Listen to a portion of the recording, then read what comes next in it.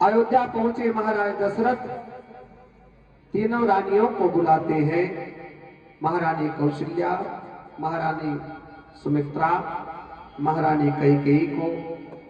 और महाराज दशरथ ने तीनों रानियों को ये कहा है कि हे महारानियों, हम 4 बहुएं लेकर जरूर आए हैं, लेकिन इनको बहू नहीं बल्कि बेटी के नजरों से देखना। ये बहू जरूर है, लेकिन इनको बेटी के नजरों से देखना। इनको इतना प्यार देना, इतना दुलार करना, इतना स्नेह करना कि इनको सपने में भी अपने माँ बाप की याद न आए, इनको अपने माँ बाप की कमी न खले। और 4 पुत्रवधुओं को भी महाराज दशरथ ने ये कहा है कि हे पुत्रियों, तुम एक माता पिता को छोड़कर आई हो, लेकिन यहां तुम्हें माता पिता जो मिले हैं, सासू और ससुर, इनको तुम सासू और ससुर ही नहीं बल्कि इनको माँ बाप समझना। यदि इनको माता पिता समझोगी तो तुम्हें माता पिता की कमी कभी खलेगी नहीं। इसलिए इनको माता पिता समझकर और इनके साथ व्यवहार करना, जो व्यवहार अपने माँ बाप से किया जाता है।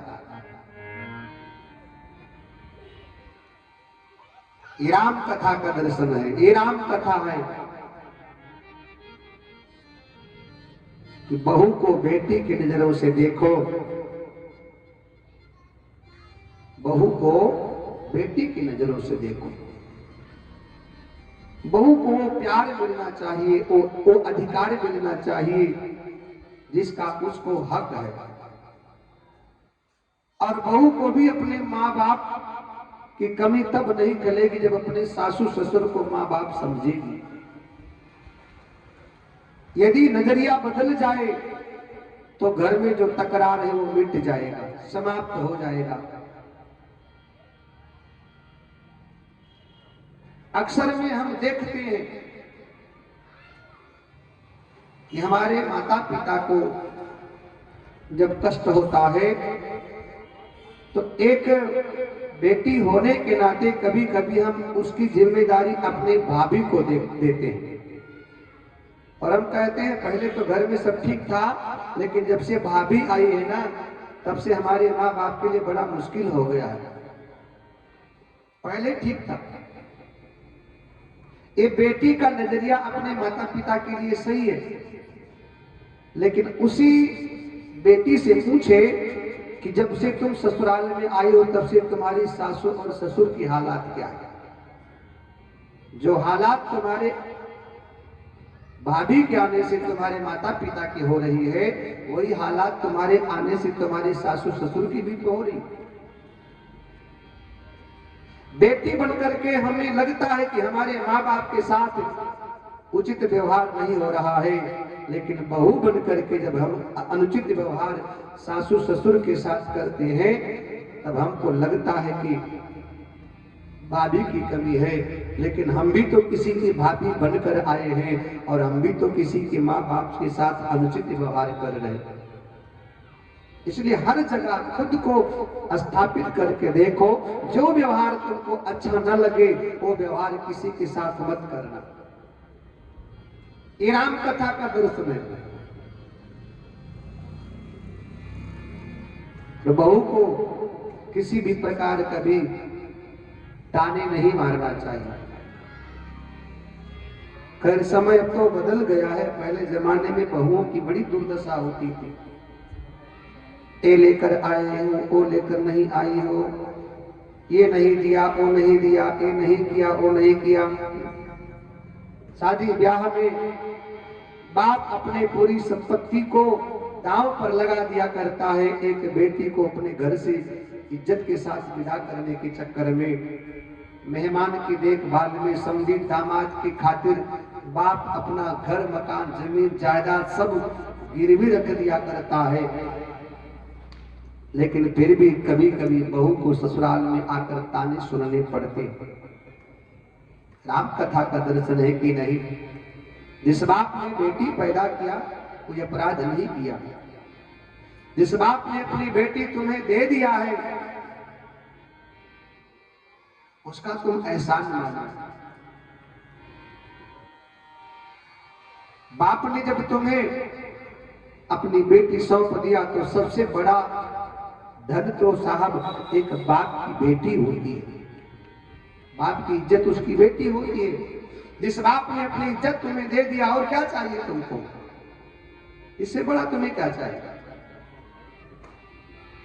धन तो चला जाएगा, रहेगा नहीं। क्या बचता है? केवल बहू बचती है और कुछ नहीं बचता। धन नहीं बचेगा। इसलिए विवाह के समय धन की इच्छा मत करना। ससुराल का धन अधिकतर पतन का कारण बनता है। ससुराल का धन वो बहुत दिन तक टिकता नहीं है, और टिकता भी है तो बड़ा झगड़ा होता है, उसमें बड़ा लफड़ा होता है, बड़ा तकरार होता है ऐसे करो, बहुत झगड़ा होता है। बातों बातों में कभी कभी ससुराल से आई नई नवेली बहू ना अपने पति को कहती, सुनो जो पलंग तोड़ रहे हो ना, ये जो पलंग तोड़ रहे हो ये हमारे बाप ने दिया था। तुम्हारी चुप की चारपाई थी खाली है, इसलिए ज्यादा ऐठो मत। ये जो पलंग तोड़ रहे हो ना ये हमारे बाप ने दिया था। तुम्हारी एक टूटी चारपाई थी खाली, हमने देखा। अब बेचारा क्या करेगा? सही है।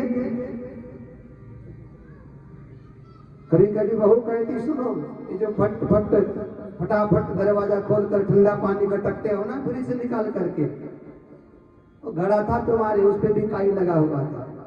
ये तुम्हारे बाप ने फ्रिज दे दिया तो गटागट पानी पी रहे हो।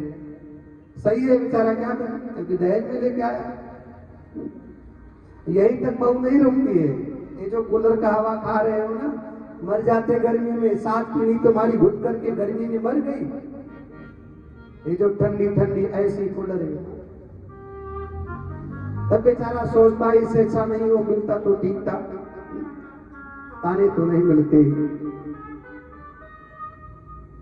जब तेरा ब्याही घर आए, जब तेरा ब्याही घर आए, नित नव मंगल मोद बधाए, नित नव मंगल मोद बधाए, नित नव मंगल मोद बधाए, नित नव मंगल मोद बधाए। जब तेरा ब्याही घर आए, जब तेरा ब्याही घर आए, ओ जनक सुता रघुबीर बिबाहु, भुवन चारि दस बड़ा उछाहु, जनक सुता रघुबीर बिबाहु, चारि दस बड़ा उछाहु, जनक सुता रघुबीर बिबाहु, जनक सुता रघुबीर बिबाहु, भुवन चारि रस बड़ा उछाहु, भुवन चारि रस बड़ा उछाहु, भुवन चारि रस बड़ा उछाहु, भुवन चारि रस बड़ा उछाहु। श्री सीताराम जी का विवाह संपन्न हुआ। अयोध्या में बरसात हो रही है साहब, लेकिन पानी नहीं बरस रहा है। क्या बरस रहा है? रिद्धि सिद्धि संपत्ति नदी सुहाई, उमग अवधि अम्बुद कमुदाई। भैया रिद्धि सिद्धि की बरसात हो रही है, खुशियों की बरसात हो रही है। इतनी खुशियां अयोध्या में साहब की समाहित नहीं हो रही है, संभाली नहीं जा रही। बड़ा आनंद है, एक दूसरे को देखकर प्रसन्न है साहब। एक समय महाराज दशरथ एक अपनी सभा में बैठे थे, उन्होंने चेहरे को शीशे में देखा, उनको लगा कान के आसपास के बाल सफेद हो गए हैं, और सफेद बाल मानो ये कह रहे हो कि राजन अब तुम बुढ़ा गए हो, अब तुम बुढ़ा गए हो। राम कथा का दर्शन है, जब बुढ़ापा आ जाए ना तो भगवान का भजन करना प्रारंभ कर दो।